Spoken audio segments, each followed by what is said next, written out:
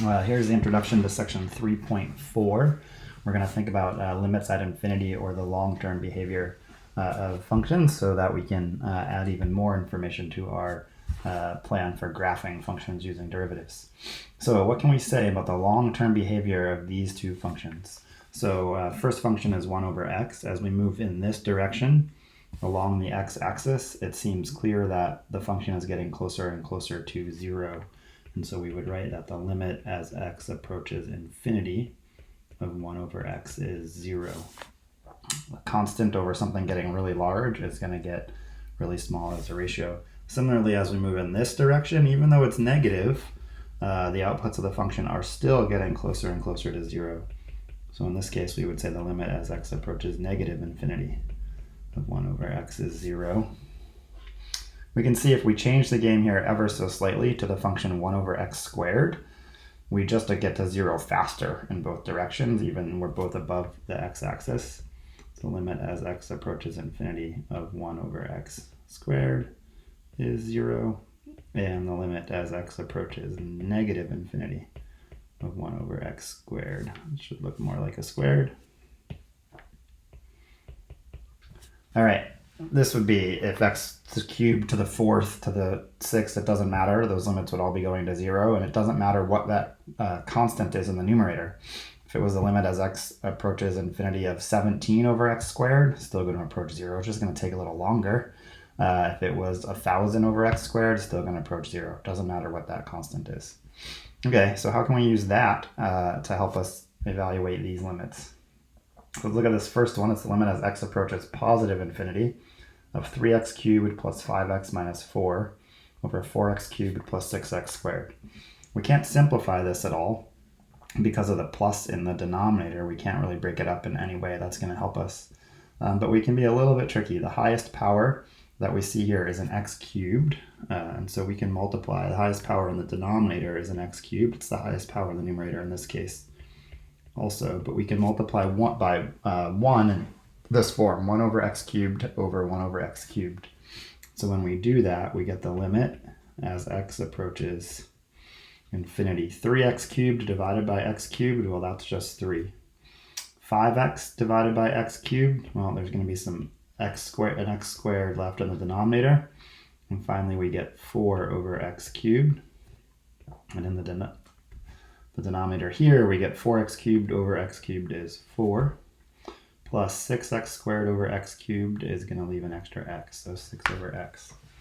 Okay, and now we're in a situation where 3 of the terms look similar to the situation we just saw above on the previous page. So as x approaches infinity, 5 over x squared is approaching 0, 4 over x cubed is approaching 0, 6 over x is approaching 0, and so we're left here with 3/4 as this limit.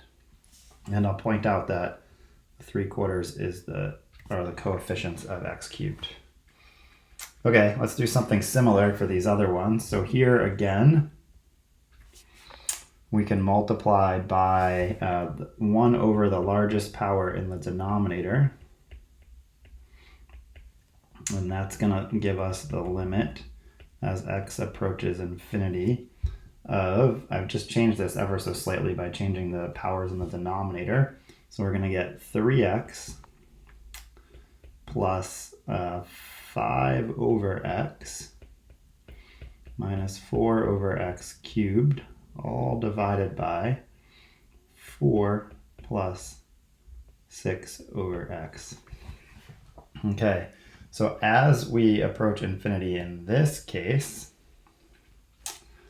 this term is going to approach 0, this term is going to approach 0, this term is going to approach 0, but this term is going to approach infinity, and infinity divided by something that's approaching 4 is definitely still getting larger. So this limit will be infinity.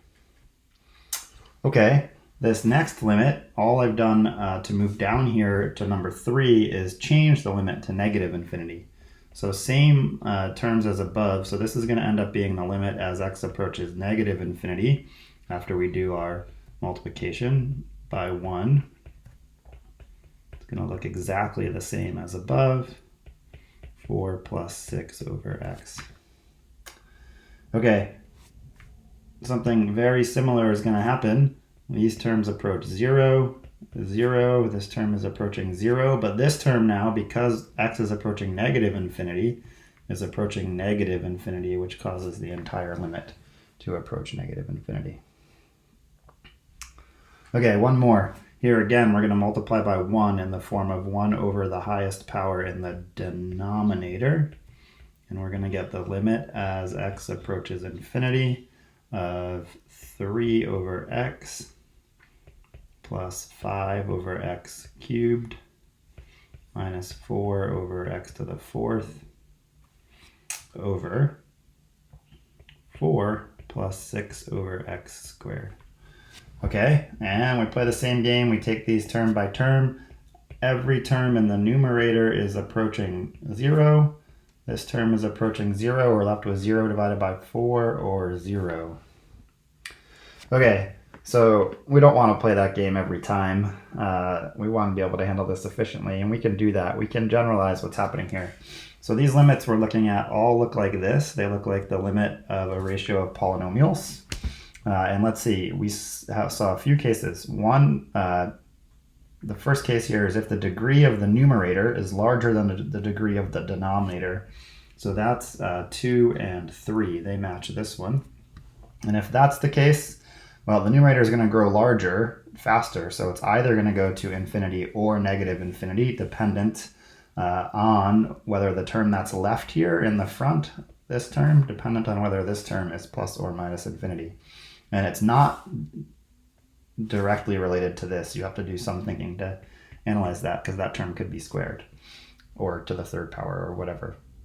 Okay, the other case is, let's get a different color here, is if the degree of p is less than, so the degree of the numerator is smaller than the degree of the denominator, and that's this case, and these limits will always go to 0.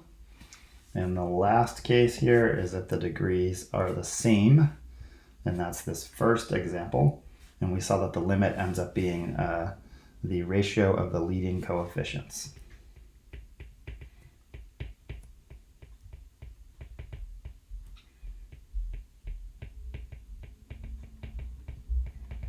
Here the leading coefficients are the coefficients of the largest power. So that's x cubed, and that ratio was 3/4. Okay, great. All right, let's do a couple more examples of finding limits at infinity. So this first example, we have 2 more here. This first example says find all the asymptotes of this function f of x. Okay, so vertical asymptotes are going to happen when the denominator is equal to 0. So that's going to happen when 2x squared minus 8 is equal to 0. It's going to be when x squared is equal to 4, or when x equals plus or minus 2. So we get a vertical asymptote at the line x equals -2 and the line x equals +2. Okay, now what do those limits at infinity tell us? If we go back up here to the first page, we see that both of these functions have a horizontal asymptote at 0, which is exactly what our limit at infinity is going to give us, is horizontal asymptotes. So let's do that here.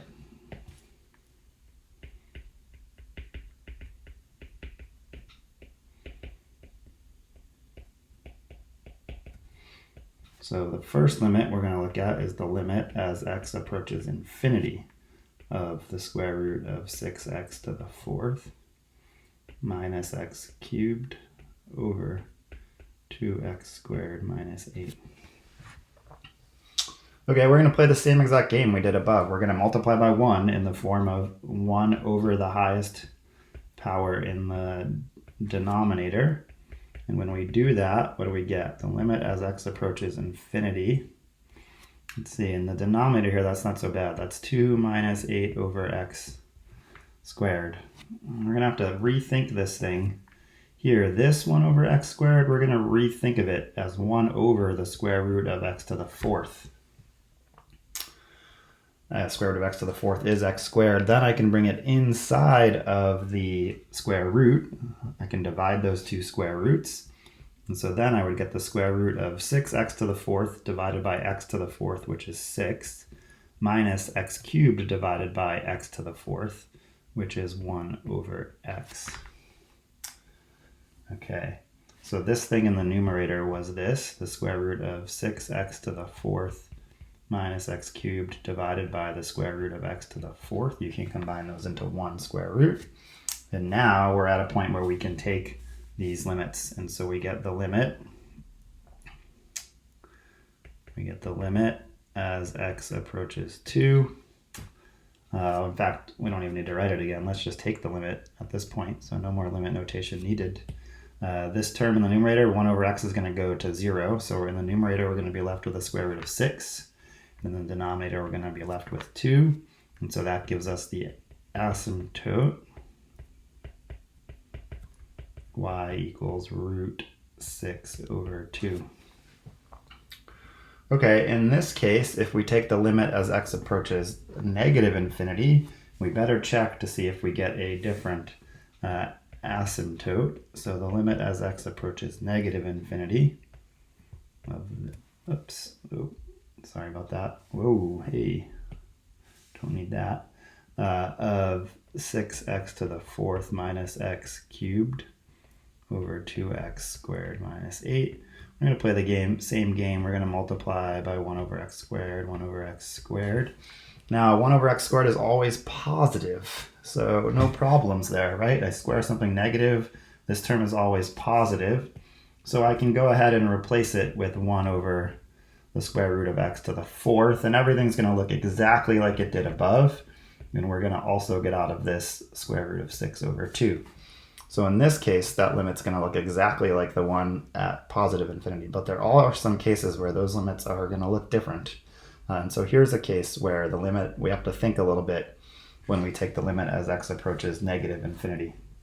So we'll play the same game, multiply by 1 over the highest power in the denominator, and see, we get the limit as x approaches negative infinity.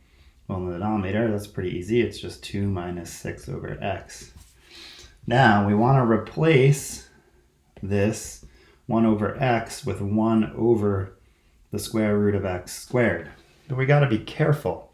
As x approaches negative infinity, 1 over x is certainly less than 0. But 1 over the square root of x squared, that is always a positive number, right?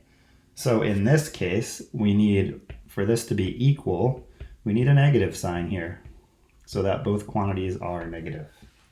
So when your limit is approaching negative infinity, this might happen that this term right here is negative, which means we need a negative sign here. And all that means is we need to bring a negative sign out in front of the thing that gets left in the numerator here. 3x squared divided by x squared is just 3 minus 11 over x squared. And once we've put that negative sign there, we've made up for the fact that 1 over x is a negative quantity, while 1 over square root of x squared is a positive quantity. And so that equality is going to require a negative sign. And then we can go ahead and take the limit. So we get a negative something in the numerator. As x approaches negative infinity, 11 over x squared is going to approach 0. So we have a square root of 3. And in the denominator, we have 2 minus 6 over x is also going to approach 0. So we have this, and we have this limit then is negative root 3 over 2. And this function would have an asymptote at y equals negative root 3 over 2.